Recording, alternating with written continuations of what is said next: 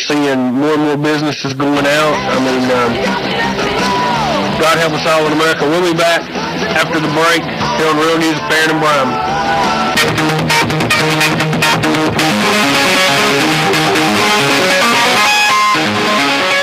All right, we're back on the Real News with Farron and Brown. The website's realnewsradio.com. Again, while we were doing the war powers, if you'd like to hear the FDR speech, go to the website, realnewsradio.com.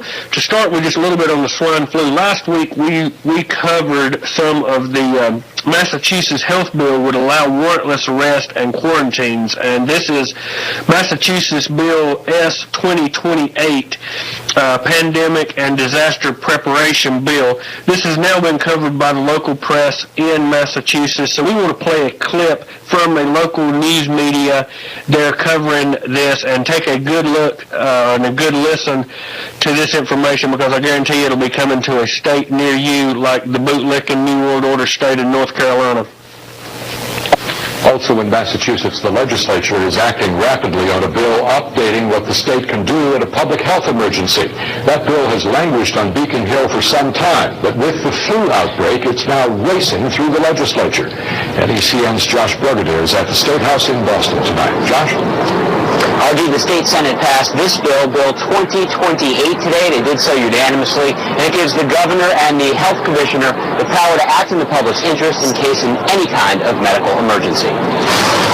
Timing sped up a hearing and ultimately unanimous Senate approval of the Pandemic and Disaster Preparation and Response Bill in Massachusetts.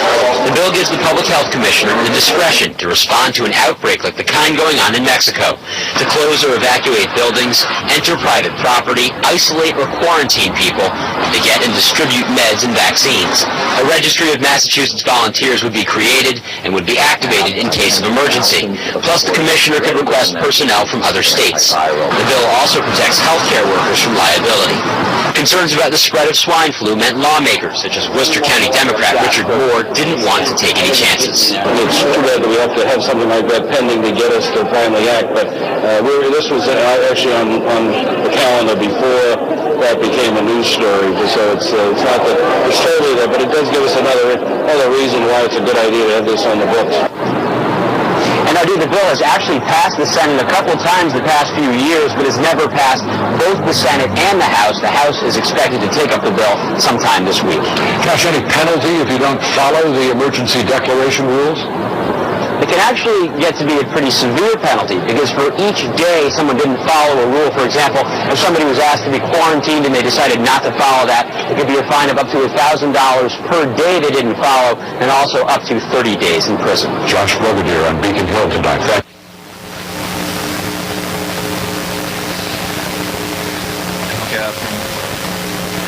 Okay, so what we saw there was Massachusetts is picking it up to $1,000 fine if you dare to resist the swine flu vaccine. So something we've been reporting, and here we're seeing it in the local Massachusetts. $1,000 fine per day and possible jail time. We have had a report that this is going on in this state, but we can't confirm that. We're going to give out the phone number if you'd like to call in.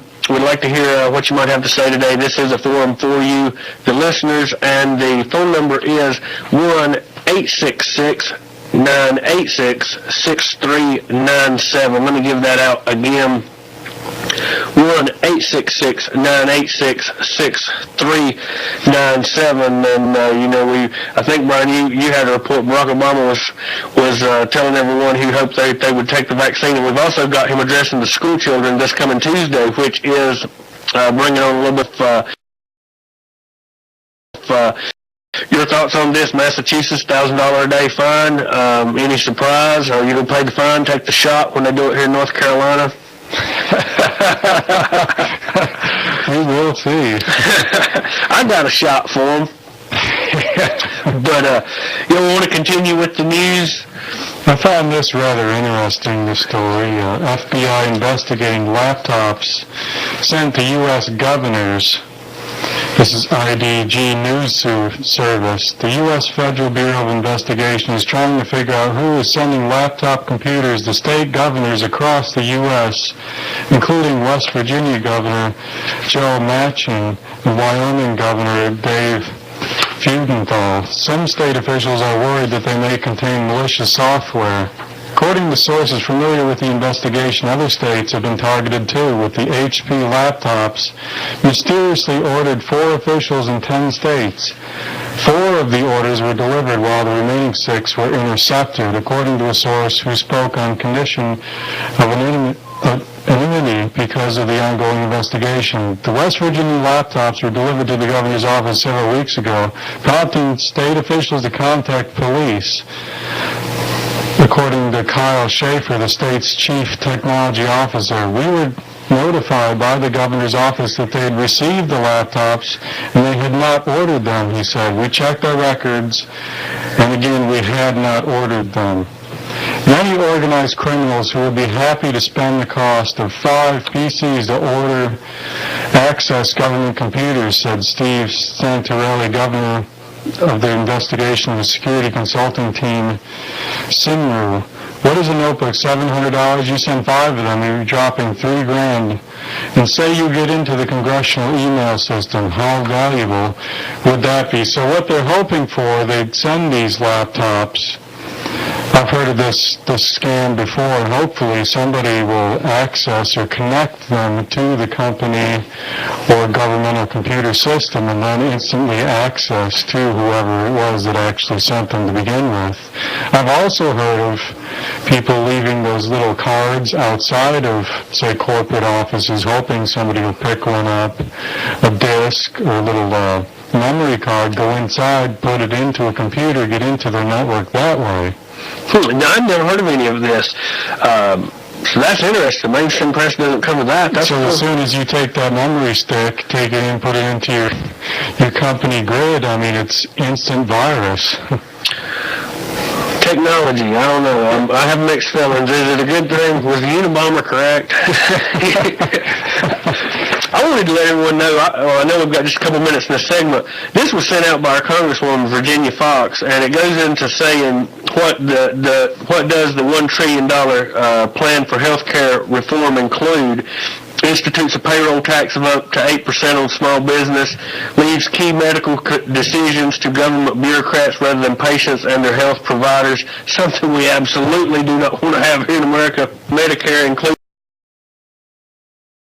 including cuts to providers. Seniors who like their Medicaid Advantage plan will not be able to keep it. This bill will reverse the decisions of millions who chose to enroll in the program and have come on to rely on these health care plans. But what I did not know, Brian, was that there is so many other bills that are out there that have been co-sponsored by Virginia Fox and others. It's the Improving Health Care for All Americans Act, H.R. 3218, Healthcare Freedom of Choice Act, H.R. 502, Promoting Health Information Technology Act, the Health Act, Federal Military Retirement Health Equality Act, Medical Rights Act of 2009, H.R. 2516, Small Business Health Fairness Act, and I'm just reading a few of them. There's a lot of alternatives that are out there that's not getting any press. Some of these Virginia Fox had co-sponsored, some of them she's recommending, but the media is painting it that we have one solution, the Obama plan, or keep what we've got. But actually, there is some alternatives, and they're not getting any press by the mainstream press. None whatsoever. The only solution we have is our plan. Yeah, and we do not need more government. I think everyone is sick up to the gills of more government, and we do not want an Obama health care plan. That would just be the end. So we're going to continue with the news, but if you'd like to call in after the break, call in 1-866-986-6397. And I want to go into this, Brian. CNBC reported 1,000 banks to fail in the next 2 years. That's always a good sign of an economic recovery. Banks failing at the rate of 500 per year. What would that be? 10 a month?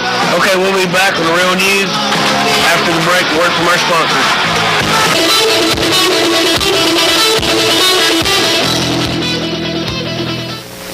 We're back on the Real News, Farron and Brian, and we had someone ask during the break where they could get a little more information about the alternative health care plans, and you can go to www.fox house.gov/healthcare. That would be Congresswoman Virginia Fox.